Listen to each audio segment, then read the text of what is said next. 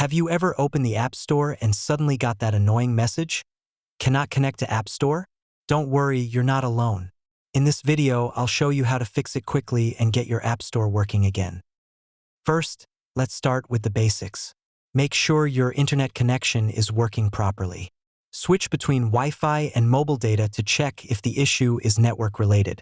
If one works, you already found your fix. Next, check your date and time settings.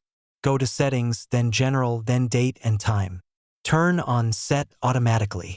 Sometimes, incorrect date and time settings can stop the App Store from connecting. Still not working? Let's move on. Go to Settings, tap on your Apple ID at the top, and sign out. Then sign back in again. This refreshes your connection with Apple servers and often solves the problem. Another quick fix is restarting your iPhone or iPad. It sounds simple, but it can clear temporary glitches that block App Store access. If the issue continues, go to Settings, then Screen Time, and make sure you haven't accidentally restricted App Store access. Disable any restrictions that might prevent the App Store from loading.